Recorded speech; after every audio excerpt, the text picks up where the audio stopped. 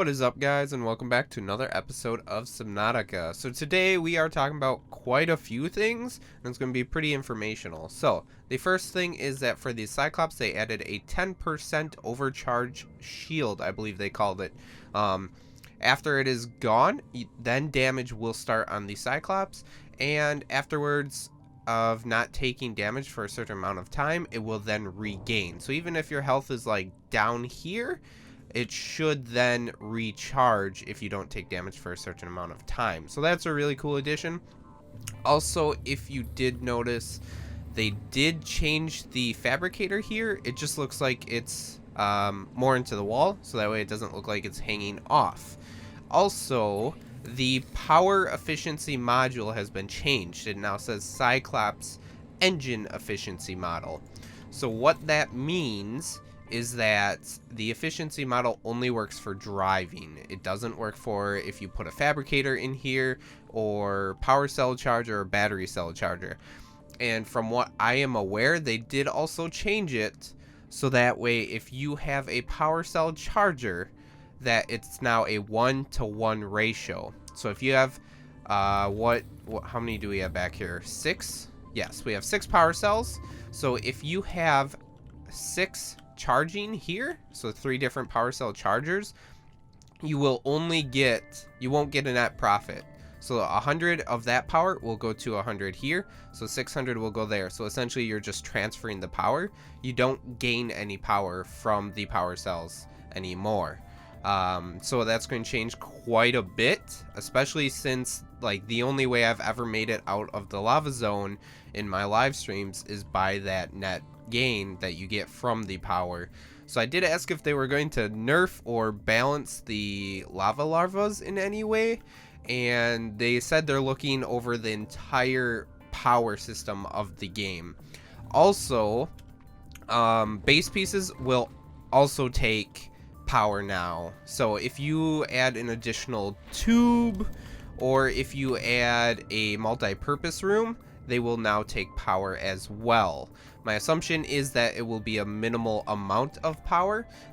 I don't think it's necessarily a bad change for the power addition onto the base, because whenever I would play, I would make the bioreactor and that's all I would need. Now it kind of forces you to use the nuclear reactor or the thermal plant, and that's not necessarily bad. That's what you're supposed to do. You're supposed to continually advance and make better improvements to your base and whatnot. They did also say that they want players to make like a base here and then have to make a base in a different biome later on, not just make one base and stick to it. So that is a reason why the Cyclops power change has been changed. So the fact that it's not really a base, it's just kind of like a transition from this base to the next base. So there's a new teleporter in the Kush zone, and for those of you who are not aware, the Kush zone did get renamed to the bulb zone, and all of the little plants are called bulb bushes. So we will head there now. Alright guys, so we are at the Kush zone now, or the bulb zone. I have to get used to saying that now. It is right there. The coordinates are 1400, -291, and 838. There is this bridge here, so if you go by landmarks rather than chords, you find the bridge, you find this big bulb bush, and then here it is right over here. I have not seen this for myself at all, so I don't know if you're going to need a precursor key or not. It is very bright and it's hard to miss, honestly. So let's jump in here. We got the normal, I can never remember what these are. Stalactites, stalagmites. They're one of them. Ooh, this is cool. This is new. It's pretty bright though. So ooh, hey, look at this. That's also new. Generally, none of this stuff is like buried or tipped over. So that's kind of cool. Seen different ways they put it. And the teleporter is in this one. That's cool as well. I really like how this one is different from the others. It has all of the rocks and spikes and then that being tipped over. It is also very bright and well illuminated. I really like this one. I think I like it because it's different though. Alright guys, so we are in the prison. The lighting has been changed. The moon pool was very bright before. It is also very reflective now. This has changed quite a bit since the last time I was here, and I believe that was yesterday, actually.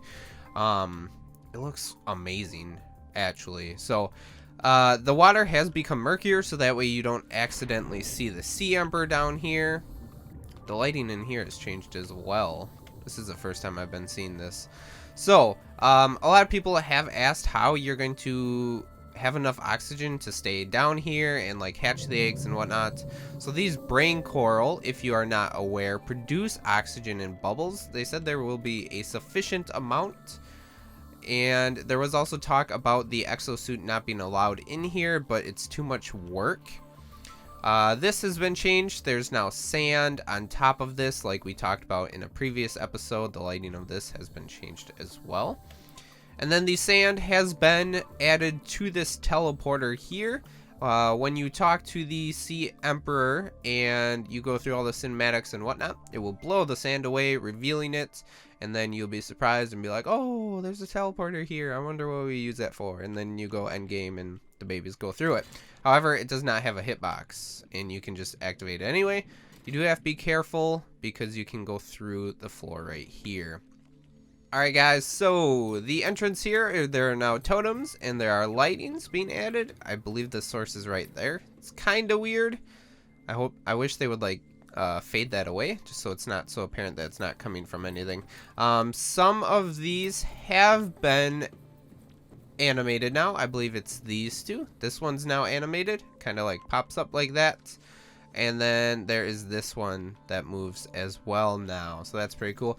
There are droids in the prison here. Alright guys, so a developer shared a video of the animation of this creating a ion crystal. When there is an ion crystal here, this platform will be down like this, so that way you can drill it. However, when there isn't, it will then be up. This will then shoot a green beam, creating the ion crystals, so that way you can then get more. From the video, it looked limitless, but I'm sure in some way we'll have to add some resources or whatever to craft it. I couldn't see them just giving us ion crystals for free. However, at the same time, this is the end game. This is the last base, and you need that for the rocket base. Corey was actually saying that this is endgame, and they kind of want it to be quickly wrapped up after the prison. So maybe it will just be limitless, and we won't have to actually introduce any resources to create it, just for the fact to wrap up the story and not make us go grind some more, seeing as we will have to go through the teleporters to get whatever we need for the hatching enzymes. As many of you veterans know about my channel, generally the game seems to always update when I'm editing or recording. So, luckily for you, you get to see this in-game update within 10 seconds of it actually being updated. So, like we were just talking about and I showed, this is now in-game. So as you walk up here, this goes down and the ion crystal is here. I do have my exosuit here. So let's see if this glitches now that we're walking. Is it going to go down? Okay, so it does go down. It spins. These go down. And then we drill this. 2 hours later. And then once we get done with this final floating block of ion crystal, it should then create a new one like we saw in the video. So now yeah, look at that. Wow. Oh man, that looks amazing. I'm really hoping they add sound effects to that. But the visuals are actually amazing. Now, in the video, they did have issues with picking these up. Can we pick it up? Okay, okay, that's a little buggy. And now I'm stuck. Okay, cool. We went flying. But, so yeah, so this is in game now, which is really cool to see. Nobody saw that. Okay. I'm really happy about it. And as we were talking about, it is limitless. So that's really cool as well. So basically, my assumption is all of the other ion crystals you're going to use are for like power cells. And then once you get to this point, You're going to use the teleporters, get the hatching enzyme, and then you will cure yourself. And then you'll need these for all the ion matrices to make the rockets. The last thing on today's agenda is the pipe room. As you can see, it has been changed quite drastically. There really isn't any lighting. There are these new textured pipes, and there are some just new pipes all in general. There are like pipes connecting to all of the tanks and going through the system. On Trello, they shared 2 pictures, which aren't really of relevance. Everything is here. The main one, though, is showing where the peepers will be going through the pipes. If you are not aware that peepers will be going through these pipes, please go check out my hero peeper video. I do have to note that one thing in that video is incorrect. The precursors did not train the peepers. The Sea Emperor actually did, from what we are aware. So, in the picture they shared, there is actually going to be peepers coming down this swirly pipe and then up this way and out. And what this says on the Trello card here, it says, we need path animation for the peepers swimming through the pipes. This will work much like the aquarium, where the fish will use existing animations. We would like some custom animations to play occasionally, like a playful loopity loops or pausing to look out of the piping. And then it says conversion notes, Corey Strider, yeah, would be good to break them up into different sections, two directions but in different pipes. So like the spiraling pipe would probably have them going downward, and the straight vertical pipe in the center would have them swimming upward. And then some of the horizontal pipes with glass parts would have them swimming towards the center pipes. Notice that some pipes led to the main vertical pipe. For those, we'll likely need a path animation that leads either into or out of those types of tubes.